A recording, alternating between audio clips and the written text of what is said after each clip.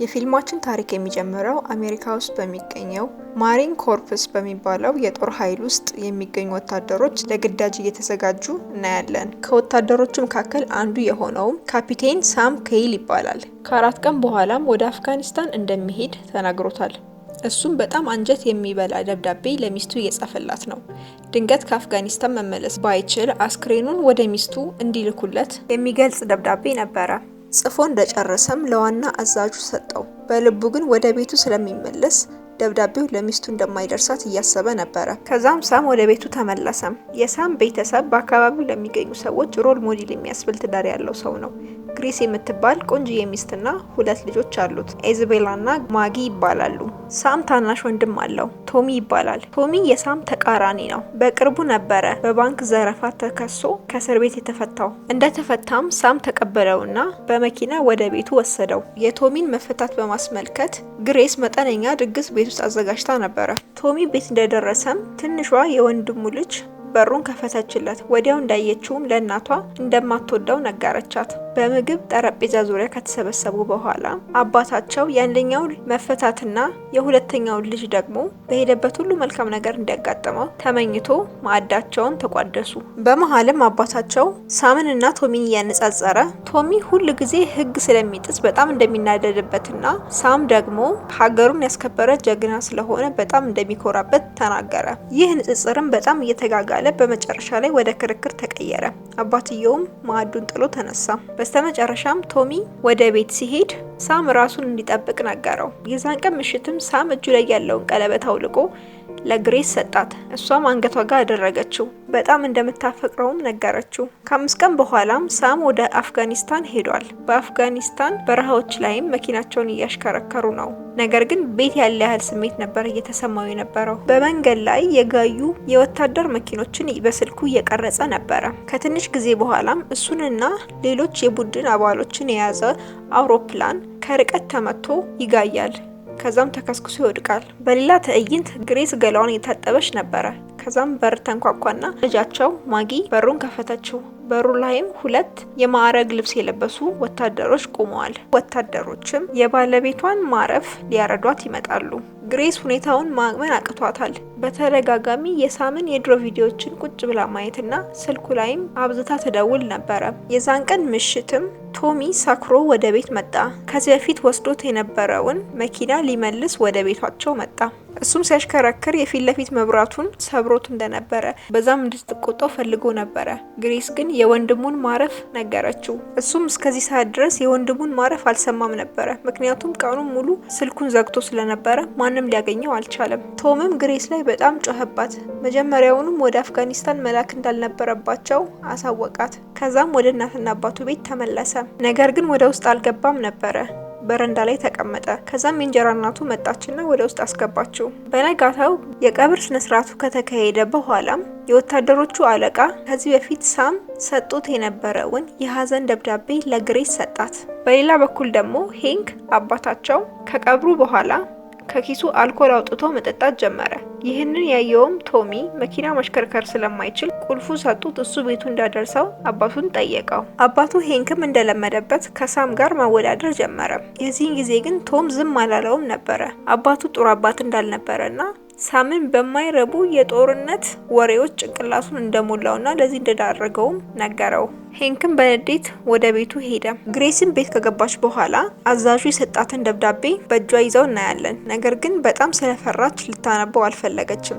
ስለዚህ መሳቢያ ውስጥ ከተተችው። በሌላ ትዕይንት ፊልሙ ወደ አፍጋኒስታን ይመልሰናል። የታሊባን ታጣቂዎች 2 የአሜሪካ ወታደሮችን መንገድ ላይ የገፉ ሲወስዳቸው እናያለን። ሳም እና ሌላኛው ደግሞ ፕራይቬት ጆ የተባለ ወታደር ይገኛል። ሄሊኮፕተራቸው በተከሰከሰ ጊዜ 2 ብቻ ነበር የተረፉት። ታሊባኖችም 2ቱን ወታደሮች ከያዟቸው በኋላ ዚንዳን ወደ ተባለ መሬት ውስጥ ወደሚገኝ እስር ቤት አጎሯቸው። እስር ቤት ውስጥ ከገቡ በኋላ ሳም ጆንን ምንም ነገር ለታሊባኖች ትንፍሽ እንዳይል አስጠነቀቀ። ያስጠነቀቀው። በሌላ በኩል ደግሞ ቶሚ ሌሊት 9 ሰዓት ላይ ወደ ግሬስ ስልክ ይደውልና እንድትረዳው ይጠይቃታል። ባር ውስጥ እያለ $47 ብር ስለጎደለውና ይህንን ደግሞ ማሟላት ካልቻለ አስተናጋጁ ፖሊስ ጠርቼ ያሳስርሃለሁ እያለው እንደሆነ ይነግራታል። እሷም ቶሚ ቤተሰብ ስለሆነ ማገዝ እንዳለባት ተሰምቷት ብሩን ከፍላ ወደ ቤቷ ታመጣዋለች። ከዛም ሶፋ ላይ ይተኛል። ጠዋት ላይ እናታቸው በሀዘን በጣም ስለተጎዳች እሷን ለማስደሰት ፓንኬክ ለመስራት ህፃናቱም እቃ ቤቱን ሲያተረማምሱት በጣም የሚረብሽ ድምጽ እያወጣ ስለነበረ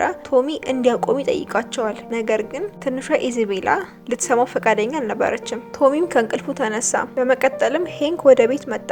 ልጁ ቤት ውስጥ መሆኑን አላመነም ነበረ። ስላየው ግን በጣም ደስ ብሎታል። አባቱም የቀብሩ ቀን ስለተፈጠረው ነገር በጣም ይቅርታ ጠየቀው። ቶሚም ከሱ የተሻለ በጣም ስማርት እንደነበረ ነገረው። አባትየውም በተናገረው ነገር እንደማይስማማና ቶሚ ሁል ጊዜ አዳዲስ ነገሮችን ጀምሮ መጨረስ እንደማይችል እንጂ ከሳም የተሻለ ስማርት እንደሆነ ነገረው። ከዛም አባቱ ቁጭ ብሎ ኪችኑን አየና እንደ አዲስ መታደስ እንዳለበት ከቶም ጋር ተነጋገሩ። ወደ አፍጋኒስታን ስንሄድ ሳም በእስር ቤቱ ቀዳዳ በኩል አጮልቆ ይመለከታል። ከላይ የአሜሪካን ሄሊኮፕተር ያያል። ከዛም ከላይ የተደፈነው ጣሪያ ለመክፈት በድንጋይ ይመታዋል። ነገር ግን መክፈት አልቻለም። የታሊባን ወታደሮችም ይመጡና በጠመንጃ ያስፈራሩታል። ትልቅዬ ድንጋይ ከላይ ይጭኑበታል። ቶምም ከአባቱ ጋር የተነጋገረውን በማስታወስ የግሬስን ኪችን ከጓደኞቹ ጋር በመሆን ምንም ሳያሳውቃት እንደ አዲስ ማደስ ይጀምራሉ። ምድር ቤት ለ2 ወራት ያክል እነሳም ቆዩ። ሳም በጣም ተረጋግቶ ነው ያለው። ነገር ግን አብሮት ያለው ወታደር ሊያብድ ደርሷል። ያኔ ባያድነው ጥሩ እንደነበረና አሁን ላይ ከሞት ያልተሻለ ሲኦል ውስጥ እየኖረ እንዳለ ይነግረዋል። ሳም ግን በተረጋጋ ሁኔታ ምንም አይነት ነገር ስለማንነታቸው፣ ስለቤተሰቦቻቸው ለታሊባን ወታደሮች እንዳይናገር ያስጠነቅቀዋል። ከውስጥ እያሉም ታሊባኖች ሲጨቃጨቁ ይሰማቸዋል። እነሱም አንድ ውሳኔ ላይ ይደርሱና ሁለቱን እስረኞች ያስወጣቸዋል። ከዛም በመኪና ጭነው ወደ ሌላ ቦታ ይወስዳቸዋል። የደረሱበት ቦታ ላይ ብዙ ወታደሮች ይገኛሉ። ከዛም አንድ አፍጋኒስታናዊ የሆነን ሰው ወደፊት ያመጡና እንዲንበረከክ ያደርጉታል። የወታደሮቹ አዛዥ የሆነው ምን እንዳደረገ ሲጠይቁት በሳተላይት ሬዲዮ ሚስትና ልጆችን ለማግኘት ስልክ እንደደወለና አሜሪካኖች ደግሞ ይህንን ሳተላይት ስልክ ትራክ አድርገው እንደደረሱበት ይሰማሉ። ከዛ ያለምንም ማቅማማት አዛዡ አፍጋኑ ላይ ይተኩሳል ና ይገለዋል። ይህንን ባዩ ጊዜ ሳም እና ጆ በጣም ይደነግጣሉ። የአፍጋኖቹ አዛዥም ለሳም ይህ የአፍጋኒስታን መሬት እንደሆነና አሜሪካኖች እዚህ ቦታ ላይ ምንም እንደማይሰሩ ሪከርድ አድርጎ እንዲተላለፍ ይጠይቀዋል። ግሬስ ሀዘን ላይ እያለች በጎን በኩል እቃ ቤቷን እነ ቶሚ ማደሳቸውን ቀጥለው ነበረ። ቶሚም ሁለቱን ሴት ልጆች እድሳቱ ላይ እንዲሳተፉ አደረጋቸው። በመሀልም ማጊ በድንገት ቀለም እየቀባች የነበረበትን ሰሃን ይደፋል። ከስር ሆኖ ቀለም እየቀባ የነበረውም የነ ቶሚ ጓደኛ ልብሱ በቀለም ይነከራል። ግሬስም ወደ ውስጥ ስትገባ ሰውየው በቀለም ተጨማልቆ ነበረ። ልብስ መቀየር እንዳለበትም ትነግረውና ወደ ውስጥ ገብታ የሳምን ልብሶች ታያለች። አንድ ልብስ ማምጣት ሲጠበቅባት ግን ከቀልቧ ስላልነበረች ያለውን ልብስ በሙሉ ወስዳ ለሰውየው ሰጠዋለች። ሰውየውም ግሬስ ይህን ሁሉ ልብስ ለምን እንደሰጠችው አልገባውም ነበረ። የባሏን የድሮ ልብሶች ያየችውም ግሬስ በድጋሚ በጣም ከፋት፣ ሀዘኗም ጨመረ። ወደ አፍጋኒስታን ስንመለስ ሳምን አውላላ በሆነ ባዶ ቦታ ላይ ከግንድ ጋር አስረው ያሰቃዩታል። ከፊት ለፊቱ ደግሞ ጓደኛውን ጆን ራቆቱን አድርገው በጋለ ብረት ሰውነቱን ይጠብሱታል። ስቃዩን መቋቋም ያልቻለው ፕራይቬት ጆም አሜሪካኖች አፍጋን ውስጥ ምንም አይነት ጉዳይ እንደሌላቸውና ለሚስቱ በጣም እንደሚወዳት ይናገራል። ከዛ በተጨማሪም ሳም 2 ልጅ እንዳለውም ይነግራቸዋል። ግሬስ ከስራ ስትመለስም እየታደሰ የነበረው እቃ ቤቷ ለልደቷ ዝግጁ እንደሆነ ታያለች። ቤተሰቦቿም ተሰብስበው ሰርፕራይዝ ያደርጓታል። ነገር ግን አሁንም ቢሆን ለሷ በጣም ልዩ የሆነ ሰው ቤት ውስጥ ስለሌለ እጅግ በጣም አዝናለች። ክረምቱም ገባ። መንገድ ላይ እያሉም ታላቋ ኢዛቤላ ሁሉም ሰው ትንሿን ማጊ ቆንጅዬና ደስ የምትል ስለሆነች እንደሚወዳትና እሷ እንደሚያገሏት ተናግረዋለች። ወደ በረዶ መንሸራተቻውም ሄደው እየተጫወቱ ባለበት ጊዜ ቶሚ ልጆቹን በደንብ መንከባከብ እንደሚችል አይታ በጣም ደስ ይላታል። በዚህም ታመሰግነዋለች። አንድ ቀን ቶሚ ከዚህ በፊት ባንክ ዘርፎ እጅግ በጣም ተተናኩላት የነበረውን የባንክ ቤት ሰራተኛዋን ሂዶ ይቅርታ ይጠይቃታል። እሷም ያን ጊዜ በተፈጠረው ነገር በጣም ተደናግጣ እንደነበረና ሁሉ ጊዜ መንገድ ላይ ስትሄድና ማታ እንቅልፏን ስተኛ ሰዎች መጥተው የሚዘርፏት እየመሰላት እንደምትበረግግ ትነግረዋለች። ቶሚም በጣም አዝኖ ይቅርታ እንድታደርግለት ይጠይቃታል። ከዛም ይለያያሉ። ቶሚም ቤት ከተመለሰ በኋላ ሴትዮዋን ይቅርታ እንደጠየቃት እና ስለተፈጠረው ነገር ይነግራታል። ግሬስም ይቅርታ በመጠየቁ በጣም እንደምትኮራበት ትነግረዋለች። ከዛም ስለ ልጅነታቸውና ትምህርት ቤቱ ስላሳለፉት ነገር እያነሱ ይጨዋወታሉ። ትምህርት ቤት በነበሩበት ሰዓትም በጣም ትጠላው እንደነበረ፣ ምክንያቱም ደግሞ ሁል ጊዜ ይሰክርና ከሰው ጋር ይጣላ እንደነበረ አስታወሰችው። ብቻ ያለፈውን እያነሱ አይን ላይን እየተያዩ የተጨዋወቱ እያለ በመሃል ሁለቱም መሳሳም ይጀምራሉ። ግሬስም ተደናግጣ አየር መቀበልና አለብኝ ብላ ተነስታ ትወጣለች። ቶሚም በሁኔታው በጣም አዝኖ ያለቅስና ቤቱን ለቆ ይወጣል። እስከዚህን ሰዓት ድረስ ግሬስ የሳምን ደብዳቤ አላነበበችውም ነበረ። ልትከፍተው እያሰበች መልሳ መሳቢያ ውስጥ ከተተችው። አፍጋን ላይ ሳምና ጆ አሁንም መከራቸው በስቷል። በጣም እያሰቃዩቸው ነው። አንድ ቀን የታሊባን ታጣቂዎቹ ለሳም የብረት ቱቦ ሰጥተው ጆንን እንዲገለው ያዙታል። ሳምም እንደማያደርገው ነግሯቸው ብረቱን ይጥለዋል። የታጣቂዎቹ አለቃ ሽጉጡን ያወጣና ወይ እሱን ትገለዋለህ አለበለዚያም እኔ በሽጉጥ እገልሃለሁ ይለዋል። ሳም ካልገደሉ ደግሞ እነሱ ራሳቸው እሱ እንደሚገሉት ይነግሯቸዋል። የሳምን ቤተሰቦችም ስም ጠርተው አስፈራሩት። የአፍጋኖችን ጩኸት መቋቋም ያቃተው ሳምም ጓደኛውን ጆ በብረት ቀጥቅጦ ይገለዋል። በብረት በሚቀጠቅጥበት ጊዜም በካሜራ እየቀረጹት ነበረ። ቶሚም በድጋሚ አንዳንድ የቀሩ የዲኮሬሽን ስራዎች ስላሉ በሚል ወደ ግሬስ ቤት መጣ። ግሬስ በባለፈው ሁኔታ በጣም ተደናግጣ ስለነበረ አለመረጋጋት ይታይባታል። ቶሚም ህጻናቶችን በየጊዜው እየመጣ በያቸው በጣም ደስ እንደሚለው ነገራት። እሷም ቢጎበኛቸው ደስ እንደሚላት አሳወቀችው። ከዛም ትንሽ ቆይቶ ሄንክ መጣ። ልጁ ጎበዝ አናጺና የእጅ ባለሙያ መሆኑን አይቶ በጣም ተገረመ፣ አደነቀውም። አፍጋኒስታን ላይ የታሊባን ካምፕ በአሜሪካኖች ተወረረ። በወረራውም ጊዜ ታሊባኖች አዛዥ የሆነው ሰውም ሳምን ሊገለው ወደሱ ተኮሰ፣ ነገር ግን ሳተው። ከዛም ከአሜሪካኖች በተተኮሰው ጥይት ተገሎ ሞተ። ጓደኛው ጆንንም ሲገለው ተቀርጾ የነበረበት ካሜራም በወረራው ጊዜ ተቃጥሎ ውስጥ የነበረው ፋይል ጠፋ። ሳምም ከስሩ ነፃ ሆነ። ቶሚም ከልጆቹ ጋር እየተጫወተ እያለ ለግሬስ ስልክ ተደወለላት። ሳምም በህይወት እንዳለ አሳወቋት። ሳምም ወደ ሀገሩ ሲመለስ ኤርፖርት ድረስ ሄደው ተቀበሉት። ቶሚም ነበረ። ሳምን ሲያየው እጅግ በጣም ደስ አለው። በዛው ልክም ግን ከፍቶት ነበረ። ወደ ቤት ከገባ በኋላም ልጆቹ ታደሰውን ኪችናቸውን አሳዩት።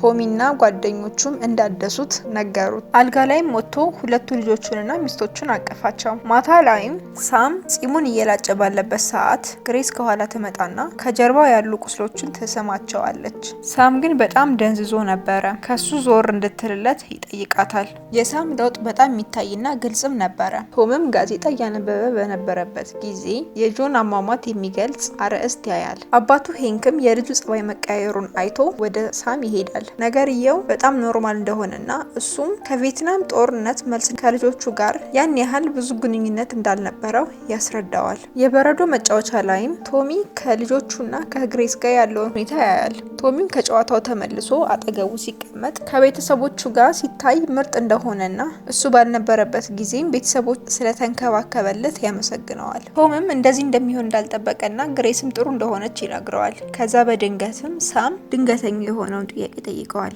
ከሚስቱ ጋር ተኝቶ እንደነበረ ይጠይቀዋል። ሞቷል ብላችሁ አስባችሁ ልታደርጉት ትችላላችሁ ብሎም አፋጠጠው። ቶሚ ምንም እንዳላደረጉ ነገረው። ሳም ግን 100% እንዳደረጉትና አላረግንም የሚለውን ነገር በፍጹም እንደማያምን ነገረው። የፕራይቬት ጆ ሚስትም ሳምን ለመጠየቅ ወደ ቤታቸው ትመጣለች። ህፃን ድክ ድክ የምትል ልጅም ታቅፋ ነበረ። ሴትዮዋም ከግሬስ ጋር እያወራች ሁልጊዜ ማታ ማታ በእንቅልፏ ጆና ሳምን እንደምታያቸው፣ ሳምም ወደ ቤቱ በመመለሱና የእሷ ጆ ደግሞ ባለመመለሱ በጣም እንደምትቀናና እንዳዘነችም ተነግራታለች። ልትወጣ ስትልም ሳምም ባሏን ጆን አይቶት እንደነበረ እና ስለማማቱ ትጠይቀዋለች። ሳምም በዛ ሁሉ ጊዜ ጆን እንዳላየውና ስለማማቱ ምንም የሚያውቀው ነገር እንደሌለ ይነግራታል። የዛን ቀን ምሽትም ማታ ሳም ከእንቅልፉ በእርግጎ ይነሳል። ወደ ዕቃ ቤትም ሂዶ ብርጭቆችን ያለምንም ምክንያት ይደረድራቸዋል። ከዛም ተመልሶ ይወጣል። በነጋታውም ሳም ወደ ጦር መምሪያው ቢሮ ይሄዳል። ከዛም አዛዡን ያገኘውና ወደ አፍጋኒስታን ተመልሶ መሄድ እንደሚፈልግ ይጠይቀዋል። አዛዡም ስለ ቤተሰቦቹ ሲጠይቀው እነሱ እሱን ምንም እየተረዱት እንዳልሆነ ወደ አፍጋኒስታን ቢሄድ የተሻለ እንደሚሆን ለአዛዡ ይነግረዋል። ሳም ከቤተሰቦቹ ጋር ጊዜውን እያሳለፈ ነው። እራት በሚበሉበት ጊዜም ህጻናቶቹ ያን ያህል የማይረቡ ብዙ ወሬዎችን ያወራሉ፣ ይቀላለዳሉ። ሳምም ቀልዳቸው እንደማያስቅ ይነግራቸዋል። የዚህን ጊዜ ግሬስ ልታረጋጋው ትሞክራለች። ሳምም ተናዶ ይወጣል። ትልቋ ኢዛቤላም አጎቷ ቶም መቼ እንደሚመጣ ትጠይቃታለች። ግሬስም ወደ ሳም ሂዳ አፍጋኒስታን በነበረበት ጊዜ ምን እንደተፈጠረ ማወቅ እንደምትፈልግ ጠየቀችው። ሳም ግን አፍጋኒስታን ላይ የተፈጠረው ነገር ምንም እንደማያደርግላትና እሱ ባልነበረበት ጊዜ በሷና በቶም መካከል ምን እንደተፈጠረ ጠየቃት። እሷም ምንም አልተፈጠረም ብላ መለሰችለት። አስከትላም አንድ ጊዜ ብቻ እንደተሳሳሙና ከዛ ውጪ ግን ምንም አይነት ነገር እንዳልተፈጠረ አስረግጣ ነገረችው። ሳም ግን አብራችሁ ተኝታችኋል በሚል ደምድሞ በዛ ድቅድቅ ጨለማ ጥሏት ወደ ጆ መቃብር ሄደ። ጆ በሞተበት ሰዓት 21 ዓመቱ ብቻ ነበረ። ንጋት ላይም ሳም ወደ ቤቱ ተመለሰ። ልጆቹም ውጪ ላይ የተጫወቱ ነበረ። ኢዛቤልም በርቀት ባየችው ጊዜ ደርቃ ቀረች። አባትየውም ወደሷ መጣና ካሁን በኋላ ምንም ነገር እንደማይፈጠርና ሁሉም ሰላም እንደሚሆን ነገራት። ከዛም አቀፋቸው። ወደ ቤት ከገባ በኋላም ለግሬስ ሌሊቱን ሙሉ ስለቤተሰቡ ሲያስብ እንዳደረና በህይወት በመትረፉ በጣም እድለኛ እንደሆነ ነገራት። ከዛም በደስታ ተቃቀፉ። የማጊ ልደት ደረሰ። ልጆቹም በአያታቸው ቤት ተገኝተዋል። የምግብ ጠረጴዛው ላይ ከቶም በስተቀር ሁሎቹም ተገኝተዋል። ቶም ወደ ቤት ሲመጣ ብቻውን አልነበረም። ከሰዓታት በፊት የተተዋወቃትን ሴት ይዟት መጥቷል። ምግብ እየበሉ እያለም ቲና ብዙ የማይረቡ ነገሮች ስለ ሚሊታሪ ማውራት ጀመረች። ቶሚ ጸጥ እንድትል በትከሻው ነካ ነካ ቢያደርጋትም ግን ቲና ምንም አትሰማም ነበረ። ሳም ጭንቀቱ በጣም እየጨመረ መጣ። ህፃናት ልጆቹም ቢሆኑ ቤት ውስጥ መራወጥ ጀመሩ። ከዛም ሳም ትልቋ ኢዛቤላ ዝም እንድትል ተቆጣት። ኢዛቤላን በምላሹ ሁሉም ትንሿን ማጊ እንደሚወዳትና ጥሩ የሚባለውን ነገር ሁሉ ለማጊ እንደሚያደርጉላት ተናገረች። ኢዛቤላም የትልቆችን ሀሳብ ለመስረቅ በሚል ከላይ የተንጠለጠለውን ፊኛ ስባ ድምጽ እንዲያወጣ መነካካት ጀመረች። የዚህን ጊዜ ሳም በጣም ስለተረበሸ እንድታቆም ጠየቃት። እሷ ግን ለማቆም ፈቃደኛ አልነበረችም። ከዛም ተነስቶ አፈነዳባት። ኢዛቤላም ተናዳ በመሃል የማይጠቅምና ልክ ያልሆነ ነገር ተናገረች። ለምን ሞቶ እንዳልቀረ እናቷ ከሱ ይልቅ ከቶም ጋር አብራ መተኛት እንደምትፈልግ እንዲሁም እሱ በሌለበት ጊዜ በጣም ብዙ ጊዜ አብረው እንደተኙ ተናገረች። ነገር ግን ይህ ሁሉ ሐሰት ነበረ። አቴንሽን ለማግኘት ስትል ነበር ይህን ሁሉ የተናገረችው። ቤተሰቡ ውስጥ ከፍተኛ የሆነ ጸጥታ ተፈጠረ። ሳም እጅግ በጣም ደንግጦ ነበረ። ሳም በዝግታ ቤተሰቦቹን ይዞ በመኪና ወደ ቤት ተመለሰ። ቤት ከገቡ በኋላም ኢዛቤላ እናቷን ይቅርታ ጠየቀቻት። አባቷ እንዳልወደደችውና አጎቷ ቶም ቤት ውስጥ ቢገኝ ደስ እንደሚላት ነገረቻት። ማጊም አጎቷን እንደምትመርጥ ከተኛችበት ተነስታ ተናገረች። ሳምም ልጆቹ የማታ ጸሎታቸውን አድርገው እንደሆነ ሚስቱን ጠየቃትና ከዛም ወደ ዕቃ ቤት ገባ። ትልቅዬ የፌሮ ብረት ይዞም በቅርቡ የታደሰውን የዕቃ ቤት ፈርኒቸር በሙሉ ማፈራረስ ጀመረ። ለቤተሰቡ ብሎ ህይወቱን እንዳቆየ ነገር ግን ቤተሰቦቹ እንደካዱት እንዲሁም ግሬስ ምን ያህል ብትዳፈር ከወንድሙ ጋር እንዳተኛች አስቦ ይበልጡኑ ተናደደ። ሳምም በተደጋጋሚ ምን ያህል እንደሚወዳት እየነገራት ነበረ። በዚህ መሃልም ዕቃ ቤት ውስጥ ያሉትን እቃዎች በሙሉ ሰባበራቸው። ማጊ ግን አፍጋኒስታን በነበረበት ጊዜ ምን እንዳደረገ እና ምን እንደተፈጠረ አታውቅም ነበር። በመሃል ድንገት ቶም ወደ ቤት ገባ። ከዛም ወደ ሳም ቀስ እያለ ተጠቅቶ አቀፈው። ቶም ካቀፈው በኋላም ሳም በኋላ ኪሱ ይዞት የነበረውን ሽጉጥ አውጥቶ ደቀነበት። የፖሊስ መኪና ድምጽም ከውጭ መሰማት ጀመረ። ሳምን ለማሰር ፖሊሶች መጥተው ነበር። ፖሊሶች ከመጡ በኋላም የያዘውን ሽጉጥ መሬት ላይ እንዲያስቀምጥ ሲጠይቁት ሲጀመር ገና ወደዚህ ለምን እንደመጡ ጠየቃቸው። ፖሊሶችም ለሀገራቸው ደህንነት ሲባል የተዋጋ ጀግና እንደሆነ ነገሩት። እሱ ግን ምን አይነት ጀግና እንደሆንኩ ራሱ አታውቁ፣ እዛ ምን እንደተፈጠረና ምን እንዳደረግኩ ራሱ አታውቁም። ከዛም ሽጉጡን አውጥቶ ወደ አናቱ ደቀነ። ቶምና ግሬስም ሽጉጡን እንዲጥል ለመኑት። በመጨረሻም ሽጉጡን አስቀምጦ እጁን ለፖሊስ ሰጠ። ማታ ላይም ልጆቹ በተፈጠረው ነገር እንዳይረበሹ ብላ ግሬስ አብራቸው ተኛች። ከዛም እስከዛሬ ድረስ ከፍተው ያልነበረውን ደብዳቤ አውጥታ አነበበች። ደብዳቤ ላይም ሳም ምን ያህል ግሬስን እንደሚወዳትና ልጆቹንም ምን ያህል እንደሚወዳቸው የሚገልጽ ደብዳቤ በሚደርስበት ሰዓትም እሱ በህይወት እንደማይኖር የሚገልጽ ደብዳቤ ነበረ። ግሬስም በጣም አዘነች። እያንዳንዱ የተጻፉ ቃላትም ልቧን ዘልቀው ወጉት። በሌላ ቀን ምሽት ላይ ሳም ለቶሚ ደውሎ አፍጋኒስታን በነበረበት ጊዜ ለተፈጠረው ሁሉ ነገር የሟቹን ቤተሰብ ይቅርታ እንዲያደርግና ሰላም እንዲያወርዱ ጠየቃቸው። ከልጆቹም ጋር ጊዜ እንዲያሳልፍና አብሯቸው እንዲሆን ጠየቀው። ግሬስም ሳምን ልትጠይቀው ወደ ሳይካትሪ ማዕከሉ ሄደች። ባገኘችውም ጊዜ ከ16 ዓመቷ ጀምሮ እንደምታፈቅረውና እንደምትወደው አፍጋኒስታን በነበረበት ጊዜ ውስጥም ተፈጥሮ የነበረውን ነገር ካልነገረችው ከዚህ በኋላ እንደማታየው ነገረችው። ሳምም የተፈጠረውን ነገር መናገር ያለበት ጊዜ እንደሆነ አሰበ። አይኖቹም እንባ ቀረሩ። ከዛም ፕራይቬት ጆን እንደገደለው ነገራት። ግሬስም በጣም አዝና አቀፈችው። ያኔ የተፈጠረውን ነገር ሁሉ ከተናዘዘ በኋላ እንደማንኛውም ሰው ኖርማል ሆኖ መኖር እንደሚችል እንደሚያጠራጥረውም አስረዳት። ከሷ ጋር ግን ሰላም አወረደ። የዛሬው ፊልማችን ይሄንን ይመስል ነበር። ላይክ፣ ኮሜንት እንዲሁም ሰብስክራይብ ማድረግ እንዳትረሱ።